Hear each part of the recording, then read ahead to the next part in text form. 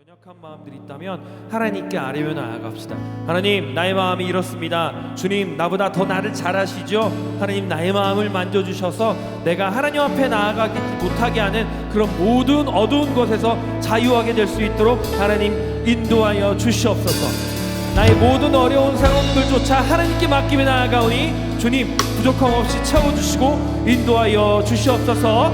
우리 각자 기도함으로 오늘 예배를 시작하도록 합시다. 기도합시다. 하나님, 이 시간 우리의 모든 아픈 상황들을 주님께 내어드리며 나아갑니다. 하나님 앞에 아뢰지 못하는 그런 나의 마음들, 도저히 하나님 앞에 아뢰지 못한 나의 그런 마음들과 나의 상황들을 하나님 앞에 아뢰며 나아갑니다. 나를 지으신 주님, 나보다 더 나의 마음을 잘 아시죠? 나와 함께 하시는 주님, 이 시간 나의 마음을 지우게 하여 주시고 내가 하나님 앞에 나아갈 때 나아가지 못하게 하는 모든 어두운 것에서 자유하게 될 수 있도록 인도하여 주시옵소서. 매일 삶 가운데 나에게 부어주시는 것, 그리고 내가 이 시간 가운데 하나님께 고백하며 나아가야 할 것이 무엇인지 알게 하여 주십시오. 하나님을 찬양하는 가운데에, 주의 말씀을 듣는 가운데에, 또한 주님께 기도하며 나아가는 가운데에 그 모든 고백들이 하나님께 올려지며 나아갈 수 있도록 하나님과 함께 하여 주십시오. 이 연약한 자들의 하나하나 모든 찬양과 예배와 기도를 받으시는 하나님, 이 시간도 하나님 앞에 나와 기쁨으로 찬송드리며 나아가오니 주님, 홀로 영광 받아 주시옵소서.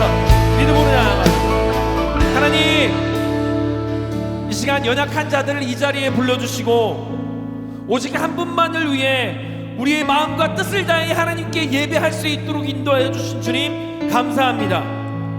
오늘 하루도 마치고 하나님 앞에 나와 지친 몸을 이끌고 예배하는 많은 영혼들 가운데에 주님, 새 힘 허락하여 주시고 오늘 하루 언제 그랬냐는 듯 기쁨의 힘으로도 나아갈 수 있도록 인도하여 주시옵소서. 또한 하나님 앞에 나아가지 못하게 하는 모든 어두운 마음들이 있습니까?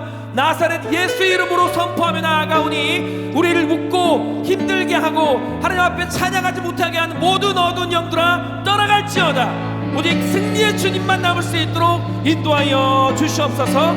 함께하여 주실 주님을 믿으며 사랑이 많으신 예수님 이름으로 기도합니다. 아멘. 우리 예수님께 감사의 기쁨을 올리며 기쁨으로 찬송하며 나아갑시다. 아멘. 우리 그 자리에 일어나서 기쁨으로 찬송합시다.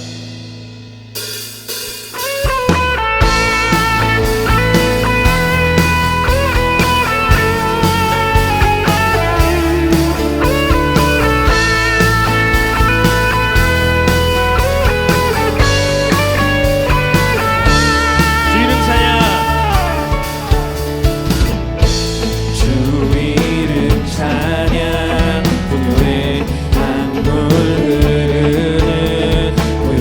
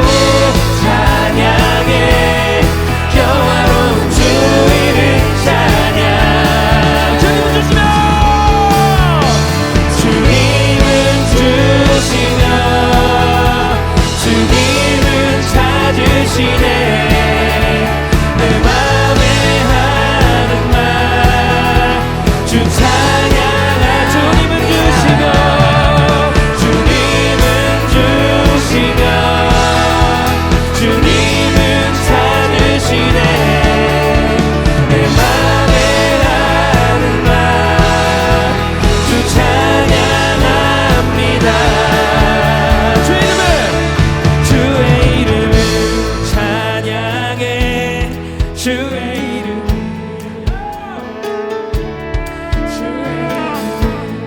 우리 목소리로 한 번 더 고백합시다. 영화로운 주의 이름에 주의 이름에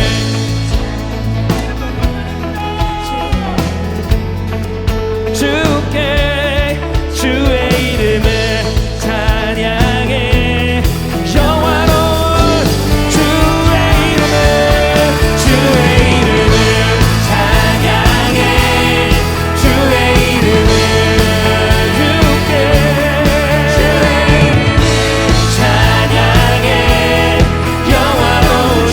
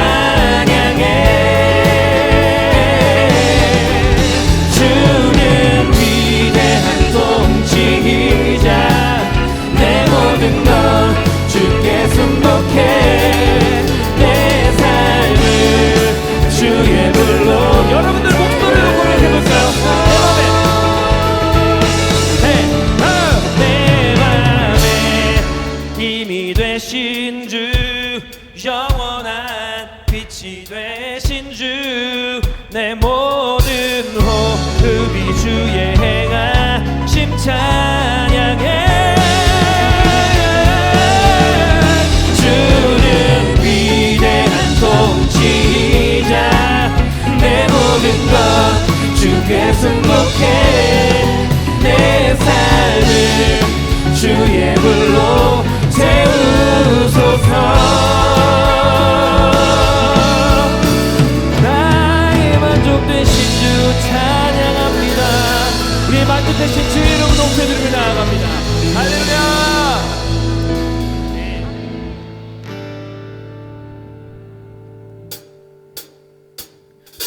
자비와 은혜의 물결 어디서나 주 얼굴 보내. 주 사랑 날 붙드네. 오, 같이 해볼까요?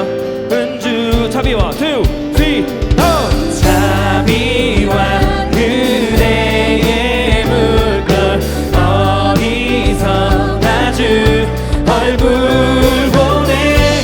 주 사랑 날 붙드네. 오, 놀라운 주님의 사랑. 랄라랄랄랄라. 내 모든 삶의 행동 주 안에 주님만에 있네. 나의 숨쉬는 순간들도 내 모든 삶의 걸음 주 안에, 내 길도 주 안에, 나의 숨쉬는 순간들로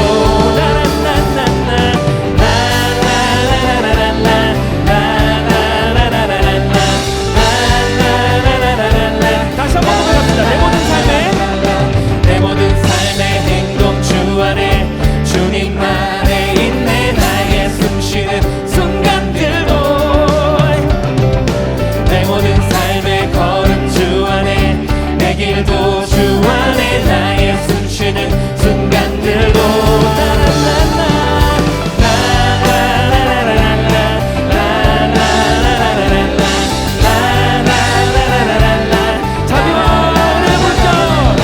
자비와 은혜의 물결 어디서나 주 얼굴 보내. 주 사랑 날 붙드네. 오, 놀라운 주 자비와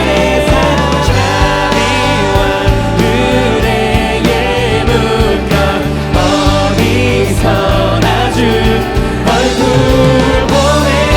주 사랑 날 붙드네.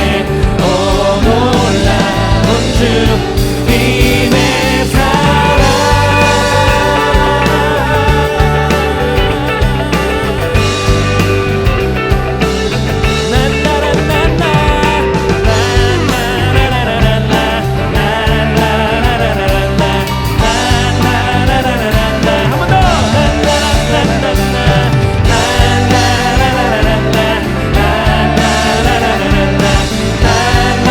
우리 목소리로 자비와 어디서나 주 얼굴 보내. 주 사랑 날 한 번 더. 오, 너 자비와 은혜 물결 one, two, three, 자비와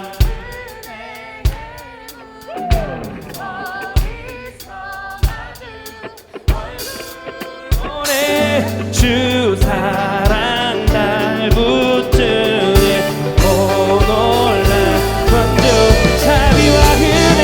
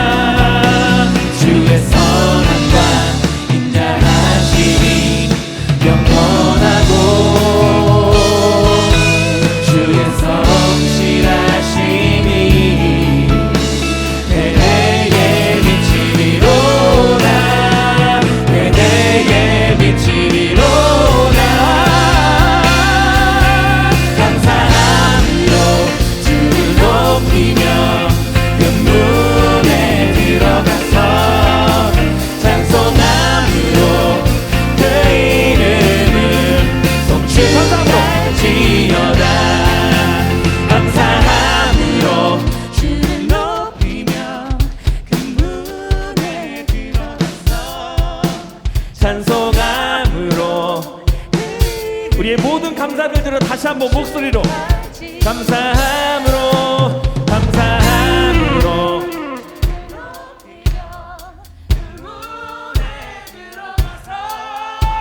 찬송함으로 그 이름을 성축하시 감사함으로 주를 높이며 근문에 들어가서 찬송함으로 그 이름을 성축할지어다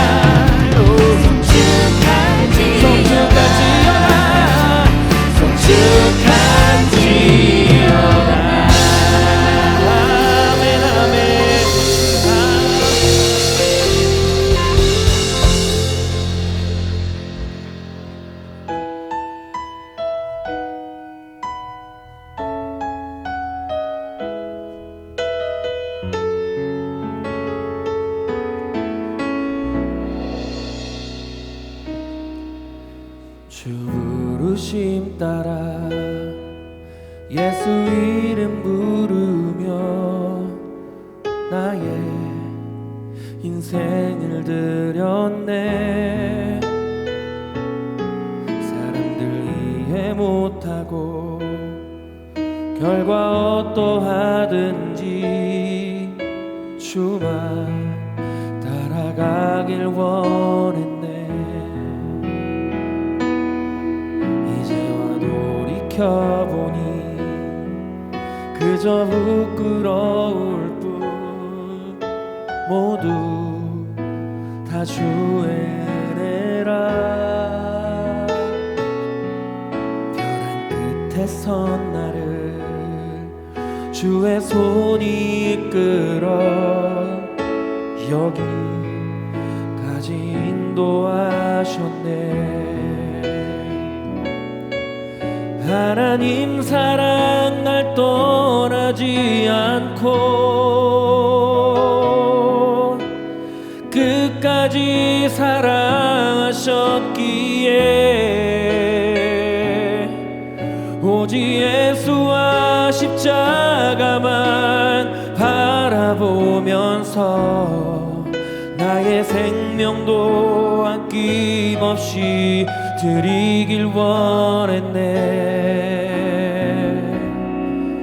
내 노래가 상한 영혼 일으켜 다시 살게 하는 노래가 되길.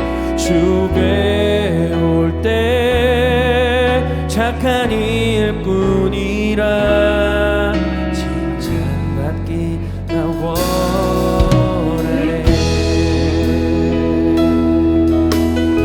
주 부르심 따라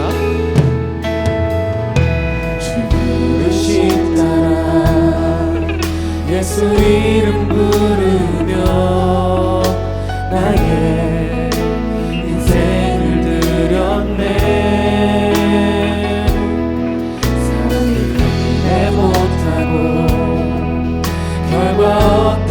어떠하든지 주만 따라가길 원했네.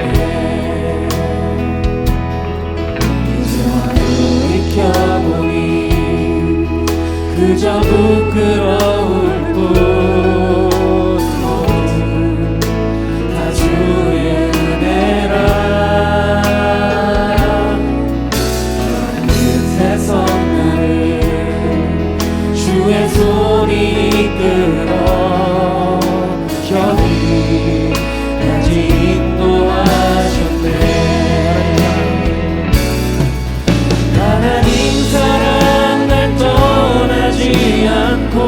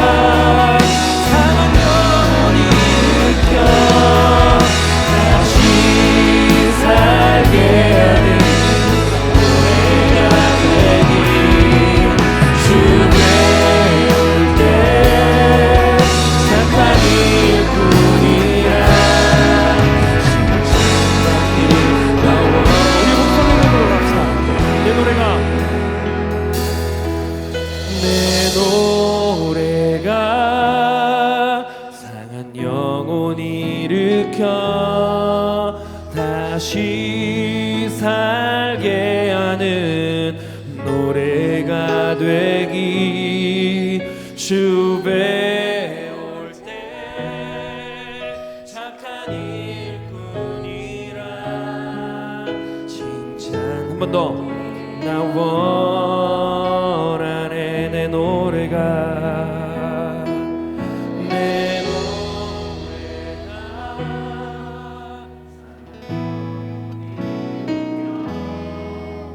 다시 살게 하는 노래가 되기 주 배울 때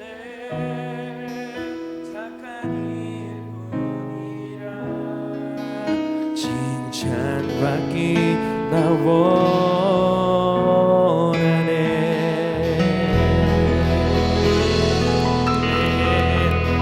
그대를 허락하여 주신 주님 감사합니다.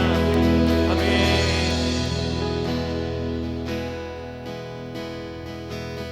빛 되신 주 어둠 가운데 비추사 내 눈 보게 하소서.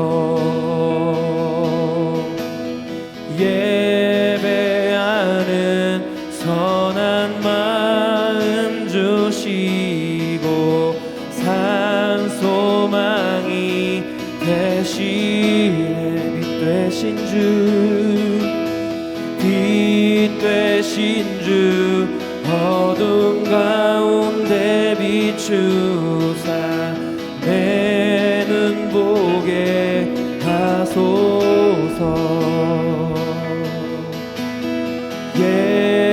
예배하는 선한 마음 주시고 산 소망이 되시네. 나 주를 경배하리 나 주를 경배하리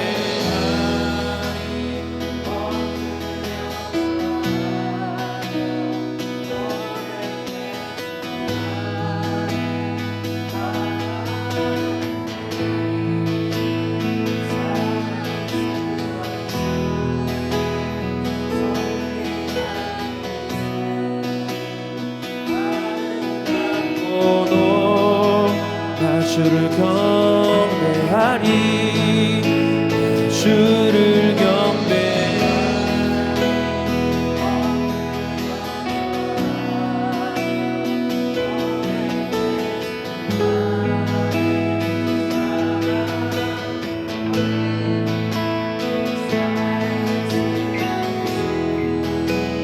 존귀한 예수님 아름답고 놀라우신 주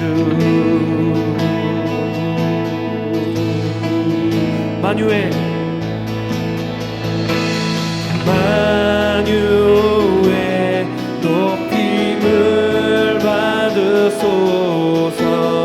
영광 중에 계신 주 겸손하게 이 땅에 임하신 주 높여 찬양하리라. 만유의 높임을 받으소서. 영광 중에 계신 주 겸손하게 이 땅에 임하신 주 높여 찬양하리라.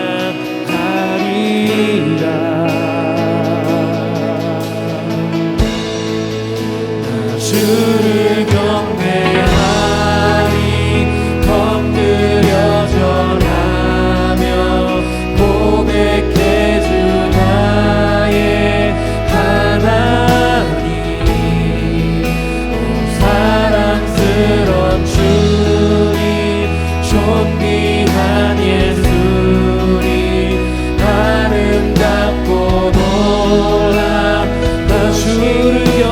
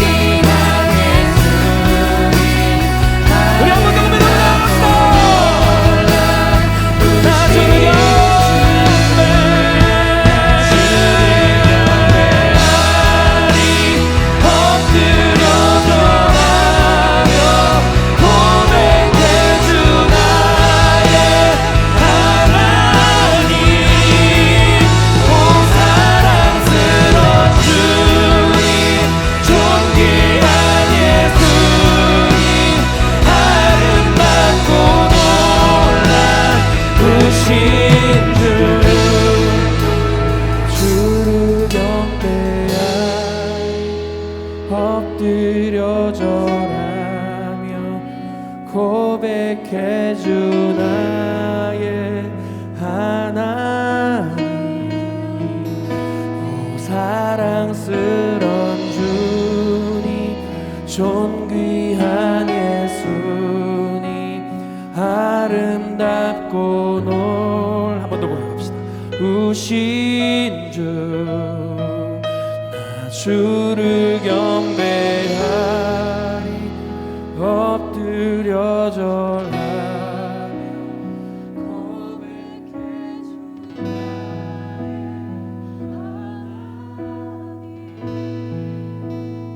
사랑스러운 주,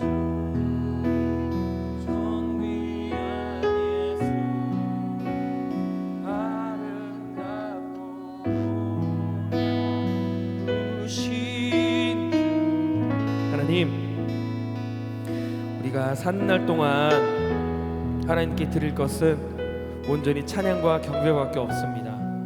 나중에 하나님을 만나 뵈온 날 참 잘하였다 충성된 종아 칭찬받으며 나의 삶 가운데에 주님의 이름만 남았음을 돌아보며 주님께 감사할 수 있는 삶을 살아갈 수 있도록 인도하여 주시옵소서. 주시는 분도 주님이시고 취하시는 분도 주님이시니 이 시간 우리의 마음을 모두 주님께 드려 나아갈 수 있는 시간이 될 수 있도록 인도하여 주시옵소서. 우리 주여 크게 한번 부르짖고 기도합시다. 주여 나의 마음과 뜻 다해, 나의 삶과 뜻 다해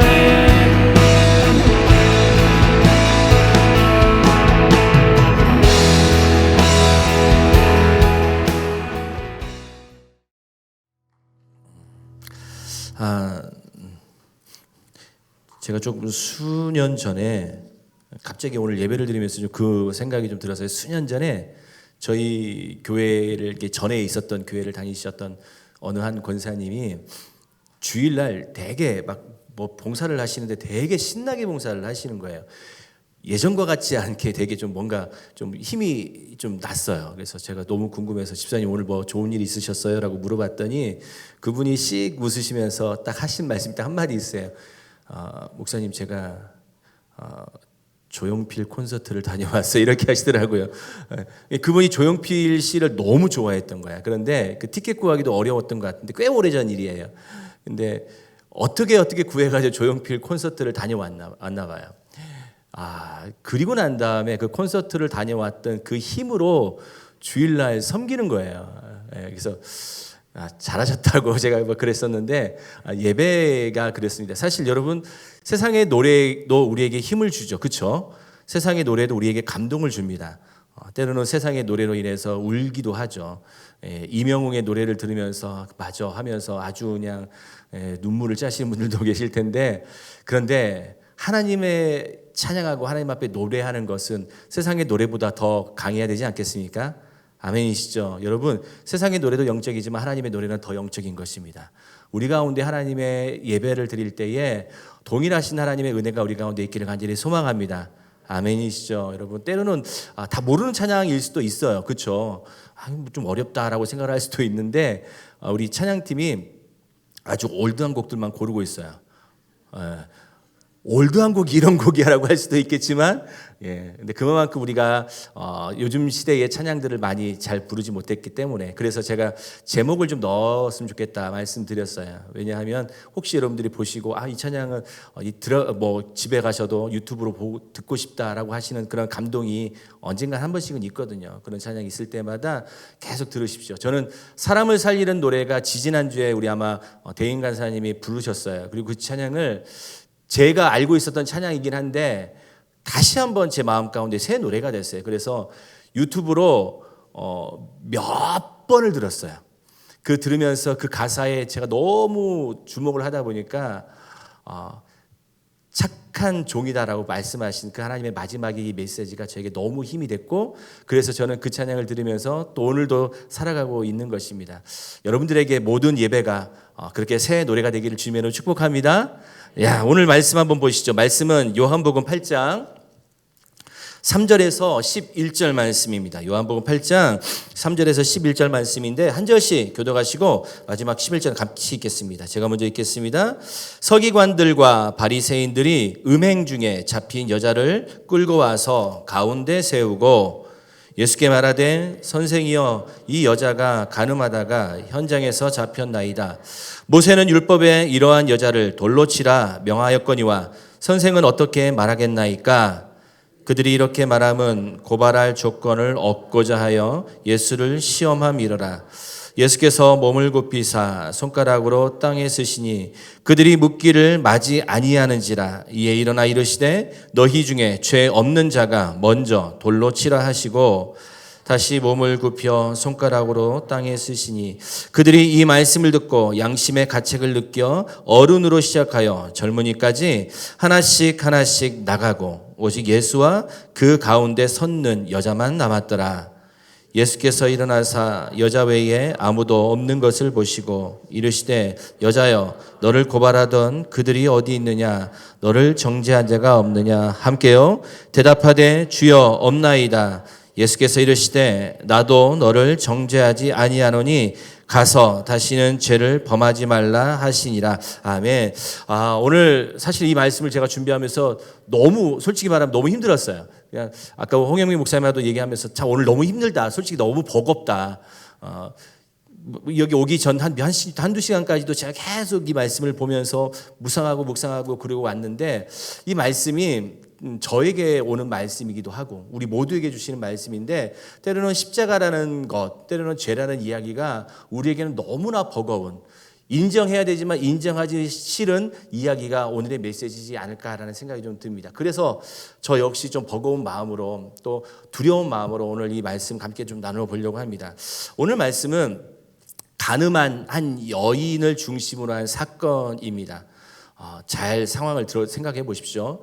분노한 사람들이 한 여인을 잡아서 예수께 끌고 옵니다. 여러분들도 상상을 해보시면 오늘 말씀이 조금 더 이해하기 쉬울 텐데요. 이 여인은 간음하다 붙잡혔어요. 그리고 끌려옵니다. 몸을 채 가누지도 못한 상태로 오고 있어요. 어쩌면 우리가 상상해 보면 반나체의 상태로 올 수 있을 거다라고 생각을 합니다. 이 여인은 현장에서 간음하다가 잡힌 범인이죠. 여인을 현장에서 잡았다라고 하면 여러분 남자도 있었을 것입니다. 그렇겠죠? 그런데 남자도 끌려와야 되는데 성경을 보면 남자도 끌려왔다는 이야기는 전혀 나와 있지 않습니다. 어떤 학자가 추측하는 대로 이 여인이 이 사건은 예수님을 고발하기 위해서 서기관과 바리새파 사람들이 계획을 했다라는 생각으로 추측을 할 수도 있는 것이죠. 어쨌든 이 여인은 잡혀왔습니다. 그리고 레위기 20장 10절 말씀과 신명기 22장 22절 말씀을 보면은 이런 죄 지은 자는 단호하게 돌로 쳐서 죽여야 된다라고 율법에는 기록되어져 있는 것이죠. 쉽게 말하면 이 간음죄를 증명하고 사형을 집행하기 위해서는 분명한 것은 심증만 가지고는 이 현장을 이야기할 수가 없는 것이죠. 왜냐하면 하나님께서 제정하신 이 율법은 인권을 무시하는 게 아니에요. 분명한 것은 인권을 존중하기 위해서 주어지신 거기 때문에 간음이라고 하는 이 죄는 정황상 의심만 한다라고 해서 이 죄가 성립되지 않는다라는 것입니다. 자, 상상을 해보십시오. 간음한 여인은 현장에서 붙들려 왔습니다. 무슨 얘기입니까? 분명한 것은 누군가 간음 현장에서 그 증거를 잡아낼 때까지 그 여인과 그 남자를 지켜보고 있었다는 것이죠. 여러분, 그 여인과 남자를 지켜봤다는 것은 우리 마음으로는 분명 그 상황을 멈추게 할 수도 있지 않았겠습니까? 그 상황을 지켜봤다라고 하면 야, 너 지금 그렇게 하면 안 되는 거야. 이것이 얼마나 큰 죄인데 너는 잘못하면 그 죄 때문에 너는 죽을 수도 있어. 하면 안 돼. 이게 얼마나 가정을 무너뜨리는 잘못된 일인데 라고 이야기할 수 있음에도 불구하고 이 여인이 누군가와 죽을 죄를 범할 때까지 기다린 거예요. 기다렸다가 어느 누구도 부인할 수 없는 그런 정확한 상황에 덮쳐서 이 여인을 머리채 붙잡고 예수님 앞까지 나온 것이죠. 사람들의 손에는 그 여인의 머리를 단번에 깨버릴 수 있는 아주 날카로운 돌을 다 사람들 손에는 다 들려 있습니다. 그리고 예수님 앞에는 그 죄인들이 서 있습니다. 저는 오늘 이 말씀에 의도적으로 가늠한 한 여인만 죄인이라고 얘기하지 않고 죄인들이라고 복수를 선택을 합니다. 왜냐하면 이 여인을 예수님 앞에 데리고 왔던 사람들은 한 사람의 죄를 보고 있지만, 그런데 예수님께서는 그 한 사람의 죄인만 보는 것이 아니라 예수님은 또 다른 죄인들을 보고 계시기 때문에 그러는 것이죠. 이 여인의 죄가 너무나 컸기 때문에 그 자리에 모여 있었던 사람들은 자기 죄를 바라보지 못하고 오직 여인의 죄만 향하여서 집중하고 있는 상황 가운데 있습니다. 그리고 그 사람들은 분노하고 있는 것이죠. 그런데 예수님은 다른 사람들까지 지켜보고 있다는 사실을 기억하셔야 됩니다. 여러분, 예수님 앞에 있는 여인은 분명한 죄를 범한 사람이에요. 현장에 잡혔으니까 이것은 변명조차도 할 수 없는 죄인입니다. 변호할 수도 없어요. 짐승처럼 끌려오면서 이 여인은 어떤 마음이 들었겠습니까? 이제 난 죽었구나. 죽음의 공포를 여러 번 느꼈을 것 아니겠습니까? 그리고 인간이 느낄 수 있는 극도의 수치심을 이 여인은 경험하면서 왔을 거예요. 수치심과 죽음의 공포가 이 여인 앞에 우리는 상상할 수 없을 정도로 극도의 수치심과 극도의 죽음의 공포가 그 여인을 덮쳐온 것이죠. 여러분, 그곳은 사람이 있을 수 있는 자리가 아닙니다. 그런데 그 여인은 그 자리에 있는 거예요. 왜 그 자리에 있느냐? 들킨 죄이기 때문에, 그 죄가 들켜져 있기 때문에 그 자리에 서 있는 것이죠. 그리고 그녀의 뒤로는 또 다른 부류의 죄인들이 있습니다. 두 부류를 제가 소개하겠습니다. 한 부류는 손에 커다란 짱돌을 들고 아주 미간을 찌푸리면서 언제든지 돌을 던져버릴 수 있을 만큼의 상황들, 아주 거친 소리를 내뱉으면서 상상할 수 없을 정도의 조롱과 분노와 그리고 그 모든 욕들을 내뱉으면서 저 여자는 죽여야 돼, 어떻게 저렇게 할 수 있어 라고 말을 하면서 떠들고 있는 한 부류의 사람들이 있어요. 그리고 가장 악한 부류의 사람들이 있는데 그 사람은 누구냐면 서기관과 바리새파 사람들이에요. 저는 왜 이 사람들을 악한 사람이라고 제가 부류했냐면, 자, 잘 들어보십시오.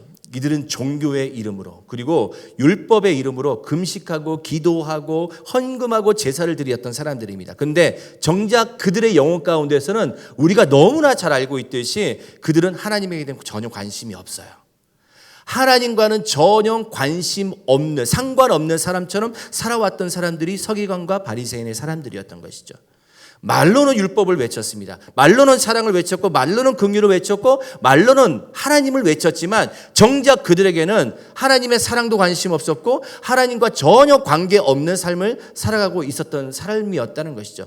제가 왜 악한 부류라고 말씀드렸냐면, 이 사람들은 예수님을 함정에 몰아넣기 위해서 아까 제가 가늠한 여인을 누군가 지켜봤다고 말씀드렸지 않습니까?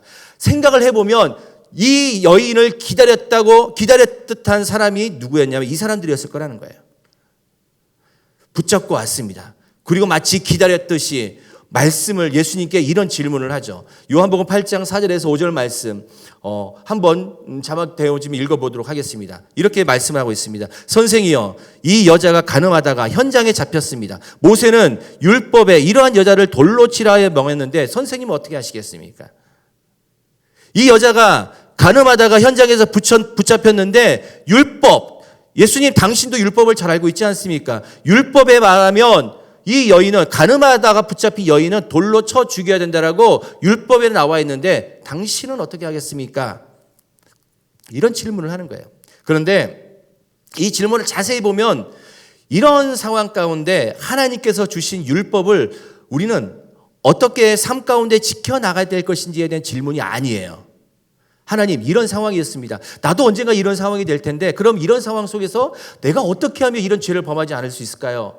이렇게 물어보는 게 아니었다는 거예요. 이런 선한 의도의 질문은 전혀 아니었습니다. 어떤 의도였냐?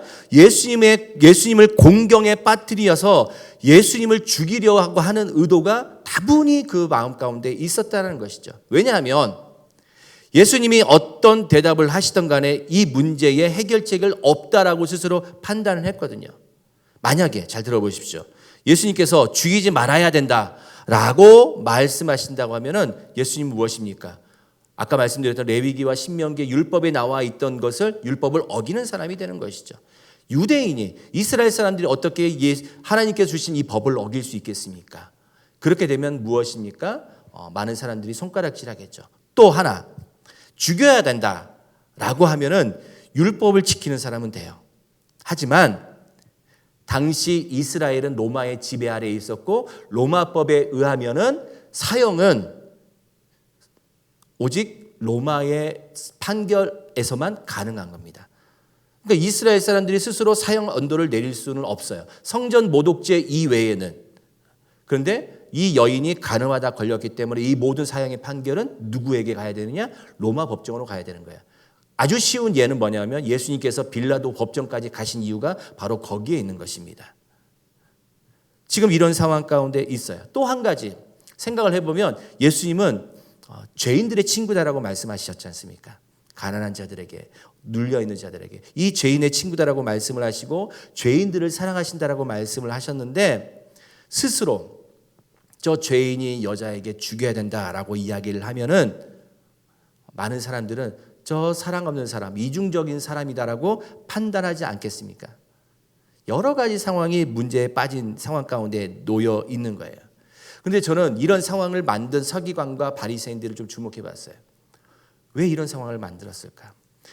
단지 예수를 죽이기 위해서 가늠하다 붙잡혀, 물론 그 여인은 그렇게 해서는 안 되죠.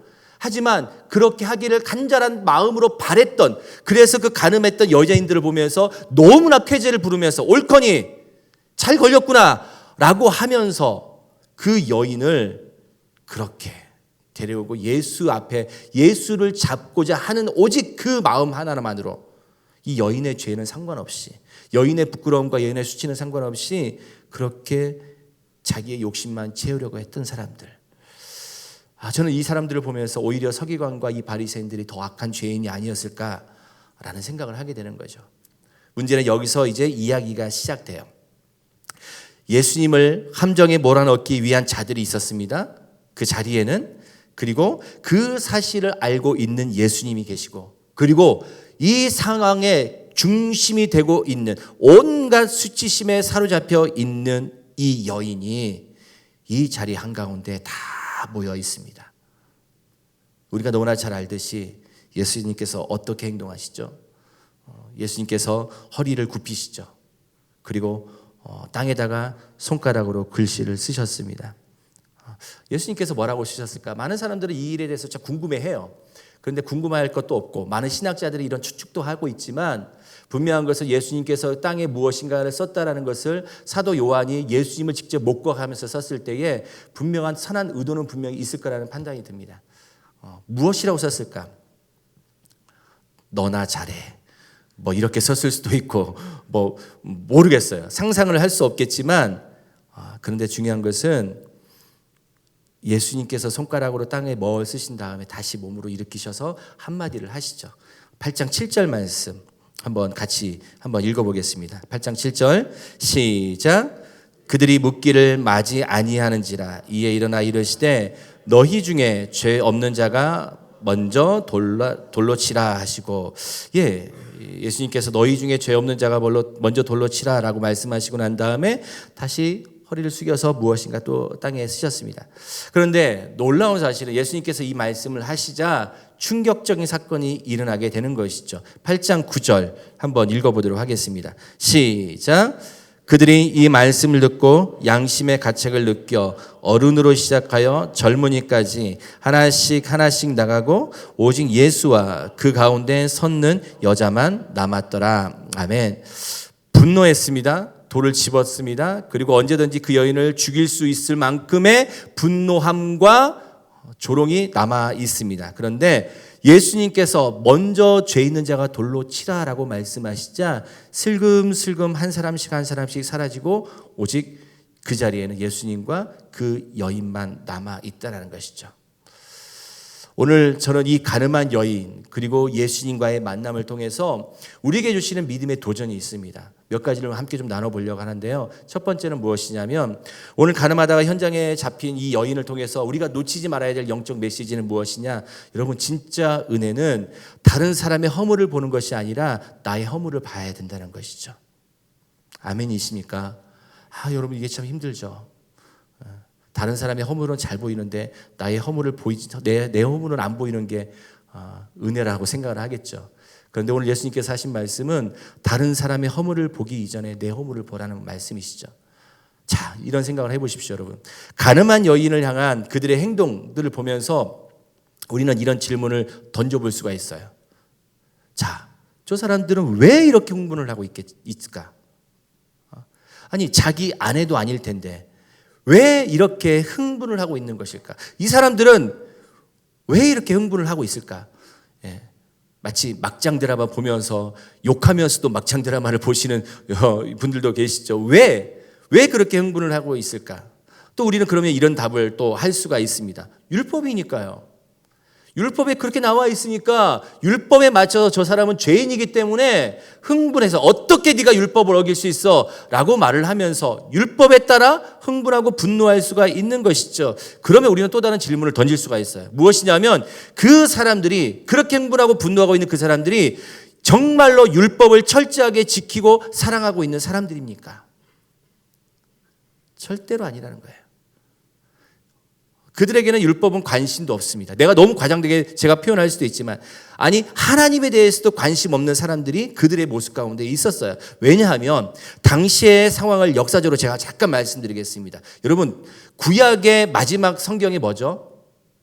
말라기죠. 말라기 이후에 예수님의 시대가 도래하는 데까지 몇 년이 걸렸죠? 우리가 일명 침묵시대라고 하는데 이 침묵시대가 400년입니다. 물론 400년 동안 하나님께서 안전히 침묵하신 것이 아니라 그들 나름대로는 회당도 생기고 말씀을 또 사모하는 사람들이 생겼지만 400년 동안 중요한 것은 하나님께서 어떤 말씀이 없으셨다는 거예요. 하나님의 말씀이 사라진 기간이 400년이었습니다. 여러분 생각해 보시죠. 여러분 스스로 생각해 보세요. 우리는 조금만 영적으로 게을러지면요. 한 주, 2주, 3주 지나면 조금만 게을러지면 하나님 찾는 것이 정말 나태해져요. 여러분 코로나 생각해 보셔요. 코로나 때 얼마나 처음 예배를 드릴 때는 얼마나 기쁨 집에서 가정 예배를 드릴 때 얼마나 막 눈물을 흘리시면서 드리지 않으셨습니까? 할렐루야. 양복 입고 정장 차려 입고 그리고 소파에 앉아서 TV를 보면서 어떻게 이런 일이 일어났을까에 대한 간절한 마음 또 그러면서 빨리 회복되기를 원했던 마음이죠. 한 주, 2주, 한 달, 2달이 지나면서 청년들은 어떻게 합니까? 침대에 누워서 씻지 않은 채 유튜브를 보면서 이렇게 우리도 사실은 그런 모습 있지 않습니까? 코로나 이후에 다시 회복한다는 게 얼마나 힘든 건 아시지 않습니까? 그러는데도 400년이라는 이 시간 동안 아무것도 없었다. 완전히 하나님 잊어버릴 수 있는 시간 아니겠습니까? 400년 동안 메시지가 전혀 없었어요. 그래서 사람들은 어느 정도로 하나님에 대해서 무관심했냐면 예수가 메시아가 어디서 나온대? 라고 누군가가 질문을 했을 때 아무도 아는 사람이 없었다는 거예요. 심지어 율법을 가진 사람들이 그렇게 메시아 사상에 사로잡혀 있었던 사람들이 메시아가 어디서 온다라고 마구 할 때 찾아보고 연구했던 사람들한테 물어본 다음에야 그제서 베들레헴에서 온다라고 이야기할 정도로 그들은 하나님에 대해서 전혀 관심이 없었어요. 그런 사람들이 율법 얘기를 하고 있다는 거예요. 여러분 그렇다면 왜 이들이 분노하고 있을까? 하나님에 대해서 전혀 관심도 없는 사람들이 왜 분노하고 있는 것일까? 왜 다른 사람의 죄에 대해서 이렇게 흥분하고 있는 것일까? 그 이유 저와 여러분들 너무나 잘 알고 있습니다. 그 이유는 무엇이냐면 내가 누군가의 허물을 지적할 때 내 허물은 잠시 사라지는 거예요. 내가 누군가를 손가락질할 때 잠시 나는 없어지는 것입니다. 이 사람들이 하나님에 대해서도 관심도 없고 율법에 대해서도 관심도 없지만 적어도 그 큰 돌을 들고 간음이라고 하는 이 무서운 죄를 범한 이 여인을 향해서 돌을 던질 준비를 하는 그 동안만큼은 자기네들이 나는 너보다 나아. 나는 그래도 너보다 율법을 잘 소화하고 있어. 나는 그래도 너보다는 정의로운 사람이야. 나는 그래도 너보다는 공의로운 사람이야. 나는 그래도 너보다는 거룩한 사람이야 라고 마치 내 자신이 하나님으로 충만한 사람인 것 같다라고 착각 속에 빠져들고 있기 때문에 그 여인의 죄를 보면서 내 자신을 보지 못하고 흥분하고 있다는 거예요. 여러분 항상 남의 죄가 커 보이지 않겠습니까? 우리 내로남불이라고 하잖아요. 내가 하면 로맨스고 남이 하면 불륜이라고 하잖아요. 그 마음들 속에 사람들이 그 마음이 가득하니까 흥분하고 있다는 것이죠. 자, 여러분. 다른 사람들의 허물을 보는 사람들은 하나님을 경험하지 못합니다. 자신의 내면을 보는 사람만이 하나님을 만날 수 있어요. 아멘이십니까? 아멘이시죠, 여러분. 누가복음 5장에 보면 베드로가 그물질을 하고 한 마리도 잡지 못하고 그물을 기울 때 예수님을 만나지 않습니까? 그리고 다시 한번 나가자. 아침에 그물을 던졌을 때 엄청난 양의 물고기를 잡죠. 그리고 예수님을 봅니다. 자기의 내면을 봐요. 예수님을 보면서 주님, 나는 죄인입니다. 나를 떠나십시오. 이게 우리가 예수님을 만났을 때 우리의 자세 아니겠습니까? 자신의 내면만을 보는 사람이 하나님을 만나는 것이죠. 이 여인을 끌고 왔던 바리새파 사람들, 이 군중들, 그들은 가늠한 여인의 범죄함을 보면서 스스로의 범죄함을 볼 수 있었을까요? 아니요, 전혀 볼 수 없었을 것입니다. 그래서 돌을 들고 흥분하고 있었던 것이죠. 그런데 예수님께서 뭐라고 말씀하셨어요? 너희 중에 죄 없는 자가 돌로 치라. 저는 이 말씀을 보면서 이 말씀 앞에서 그들은 자신을 보고 있던 이 여인을 향한 분노를 멈추고 어느 순간 자기의 내면을 보기 시작했다는 거예요. 여러분, 그게 은혜입니다. 아멘이세요?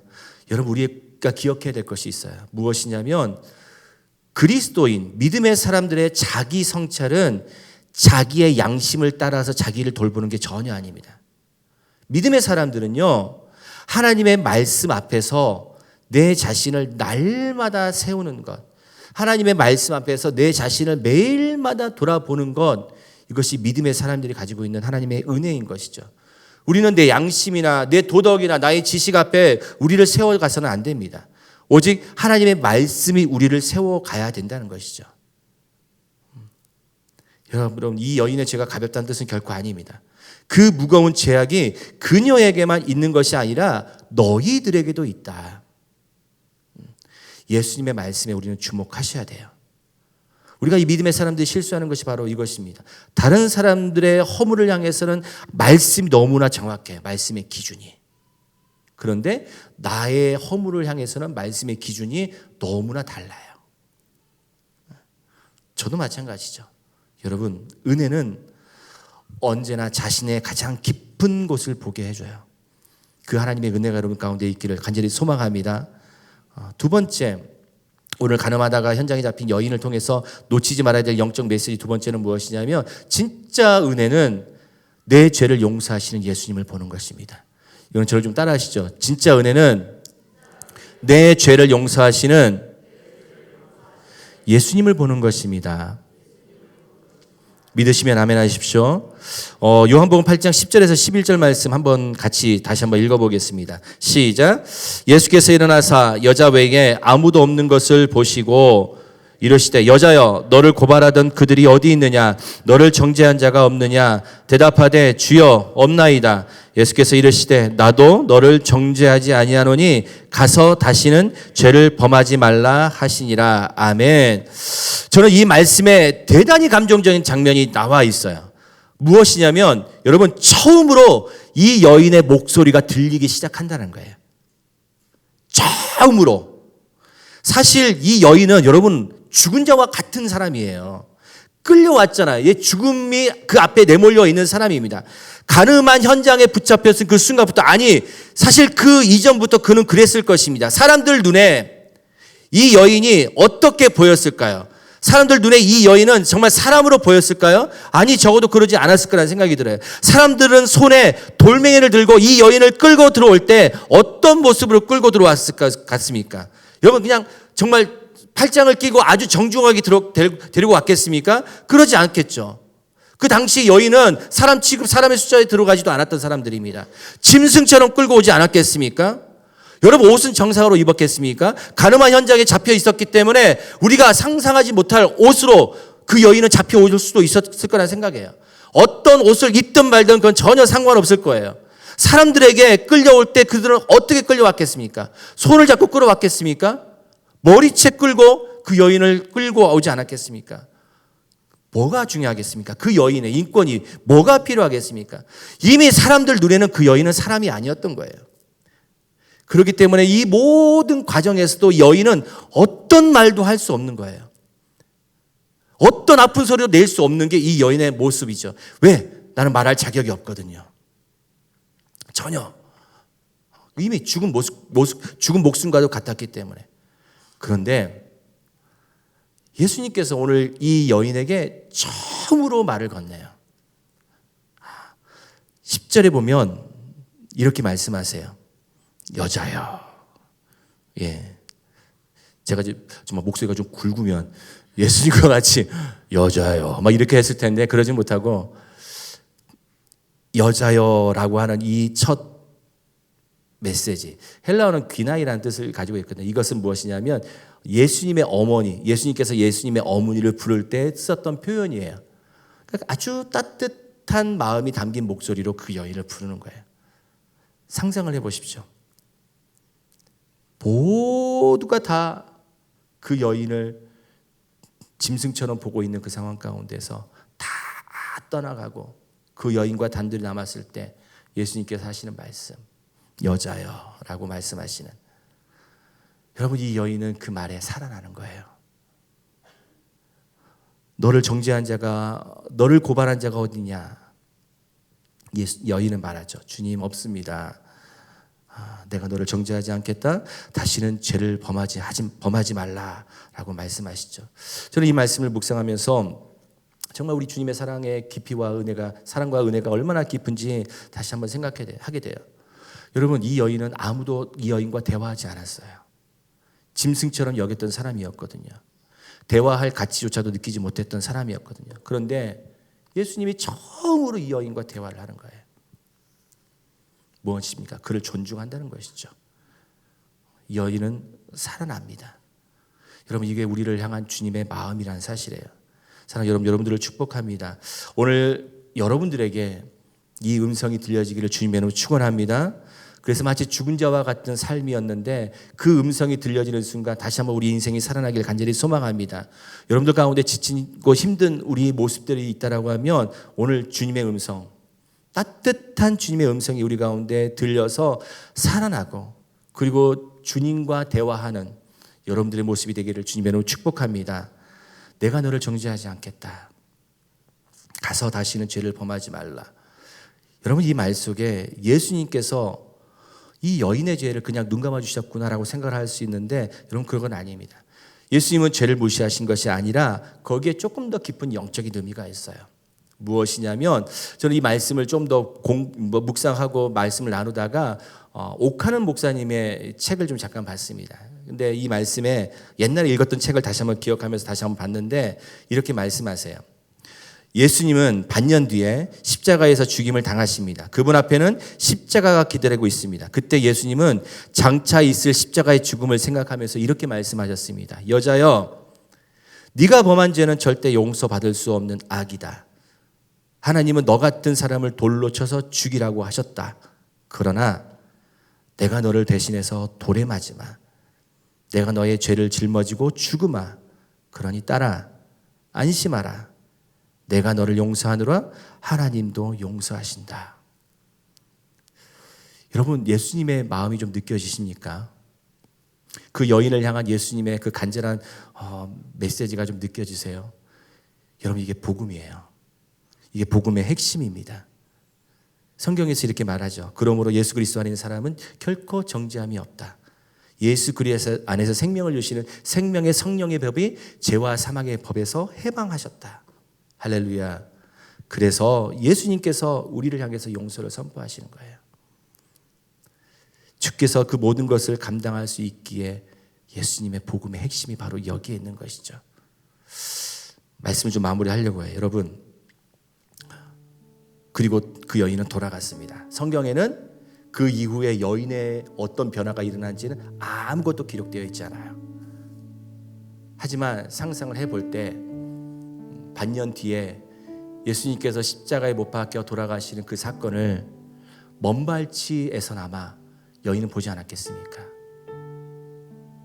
그러면서 이 여인은 어떤 마음이 들었겠습니까?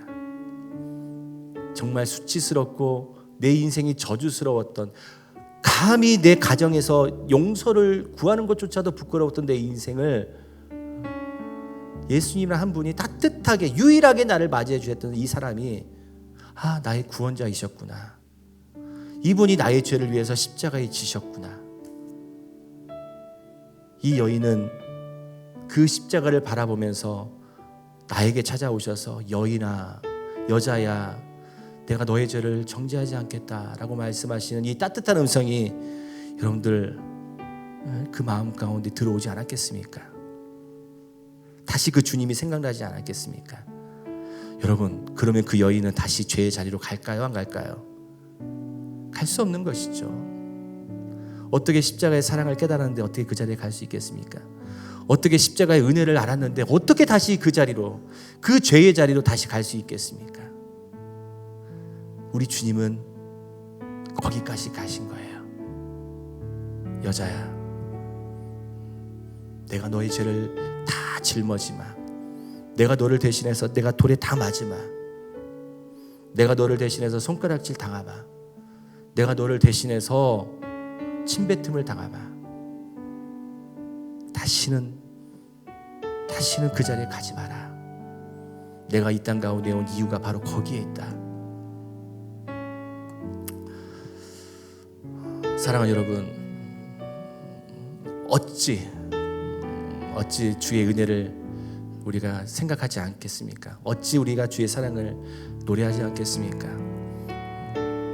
우리가 다시 한번 주의 사랑을 생각해 보면 내 죄가 얼마나 큰지를 왜 모르겠습니까? 감춰져 있는 내 죄로 인해서, 부끄럽지만 숨긴 내 죄로 인해서 오늘도 우리 예수 그리스도는 십자가 가운데 나아가시는 것이죠. 다시 한번 그 주님을 바라볼 수 있는 여러분들 되시기를 주님으로 축복합니다. 우리 지금 사순절 기간을 지나고 있잖아요. 예수 그리스도를 묵상하십시다. 그 은혜를 생각해 보십시다. 여자여, 따뜻하게 내 음성 가운데 나의 귀에 그 음성이 들려지는 그 순간 내가 살아나는 놀라운 역사가 오늘 이 시간 다시 한번 주의 은혜 가운데 있기를 간절히 소망합니다. 우리 함께 찬양하시죠. 나를 지으신 이가 하나님, 나를 지으신 이가 하나님, 나를 부르신 이가, 나를 부르신 이가 하나님, 나를 보내신 이도 하나님, 나의 나 된 것은 다 하나님 은혜라. 나의 달려갈 길 다가고, 나의 달려갈 길 다가도록, 나의 마지막 고을 다하도록, 나로 그 십자가 품게 하시니, 나의 나 된 것은 다 하나님 은혜라. 한량없는 은혜, 한량없는 은혜, 갚을 길 없는 은혜, 내 삶을 애워싸는 하나님의 은혜,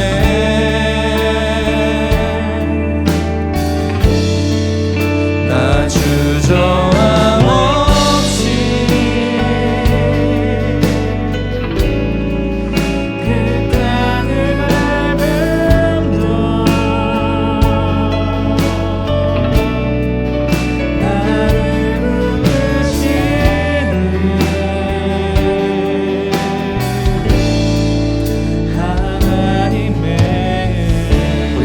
자리에서 일어나셔서 우리 함께 주님을 찬양하십시다. 나를 지으신 이가 하나님, 나를 지으신 이가 하나님, 나를 부르신 이가 하나님, 나를 보내신 이도 하나님, 나의 나 된 것은 다 하나님 은혜라. 나의 달려갈 길, 나의 달려갈 길 다하도록, 나의 마지막 부 나의 마지막 꿈을 다하도록 나로 그 십자가 함께 하시니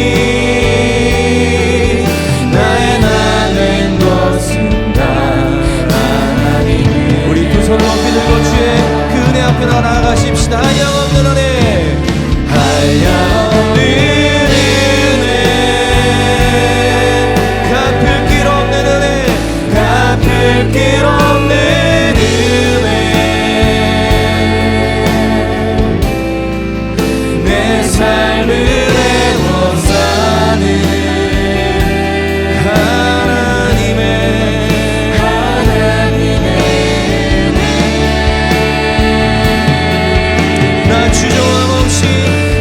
주저함 없이 그 땅을 밟음도 나를 붙드시는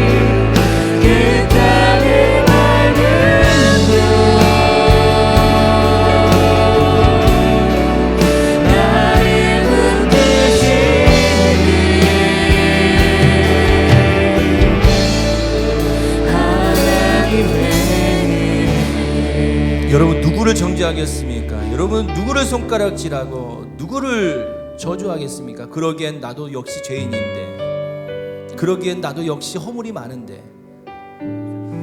내 허물이 가려져서 내가 죄인인 것을 깨닫지 못하는 이 연약함이 오늘 다시 한번 주님 앞에 나아가는 자리가 되었으면 좋겠습니다. 누구든지 죄 있는 자는 그 여인을 돌로 치라. 그 음성이 나에게 들려올 때에 하나님, 다른 사람을 향해서 나아갔던 나의 이 정죄의 손가락이 하나님 나를 향하게 하여 주시옵소서.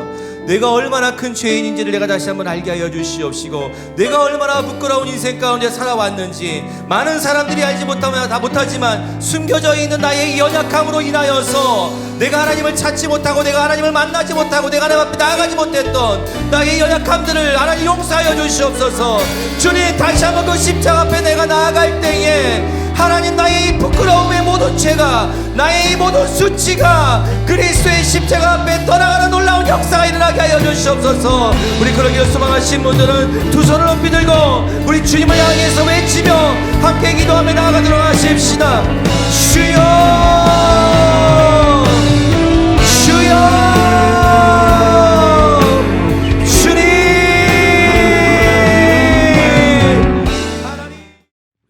몇 가지 여러분하고 말씀 나누도록 하겠습니다. 저희 예배의 시간을 조금 옮기게 되었습니다. 10분 정도 좀 빠르게 또 시작하게 되었는데요. 원래 8시에 예배였는데 7시 50분부터 저희가 시작했으면 좋겠습니다. 7시 50분에 나아가서 함께 기도하면서 우리의 마음을 열고 이 예배 가운데 집중하며 나아갈 수 있도록 조금 일찍 오셔서 예배해 주시면 감사하겠습니다. 자, 두 번째는 저희 헌금 시간이 따로 없습니다. 저희는 플레더십 헌금 시간이 따로 없어요. 그래서 저 중앙에 보시면 저희 후원금함이 있는데 감동되시는 분들이 있다면 오고 가실 때마다 이렇게 헌금해 주시면 되고요. 또 플레더십 후원 계좌가 있습니다. 온라인 뱅크로 후원해 주시면 감사하겠습니다. 유튜브 소개를 좀 해드리도록 하겠습니다. 저희 플레더십 유튜브 채널이 있는데요. 검색창에 플레더십 이렇게 한글로 검색해 주시면 저희 채널이 있습니다. 그 채널에 매주 예배가 또 이렇게 영상이 업로드 되는데요. 함께 그것을 바라보면서 예배하고 또 이 자리에 나와서 이렇게 예배하지 못하는 우리 예배자들이 있다면 이 유튜브 채널로 인해서 함께 예배했으면 좋겠습니다. 오늘 광고는 여기까지 하도록 하겠습니다. 우리 함께 일어나서 네, 축복송 일어나서. 함께 찬양 불렀으면 좋겠습니다. 자, 우리 옆사람 또 앞뒤 좌우의 사람들을 함께 축복해 주셨으면 좋겠어요. 온유하고 성실하신 주님이 당신을 사랑합니다. 아름답고 한결같은 주님이 당신을 축복합니다. 우리 한 번 더. 온유하고 성실하신 주님이 당신을 사랑합니다. 아름답고 한결같은 주님이 당신을 축복합니다.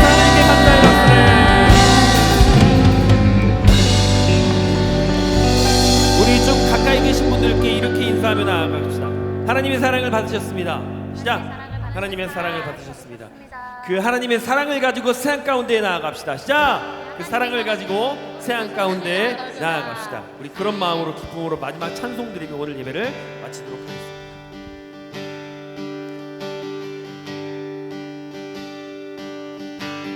우린 움직이는 교회, 이곳은 주님을 위한 자리. 내가 기도하는 모든 땅 위에서 하나님 예배받은 그날을 고대하네. 나의 노래로 주님의 성전을 지으리. 높임을 받으소서.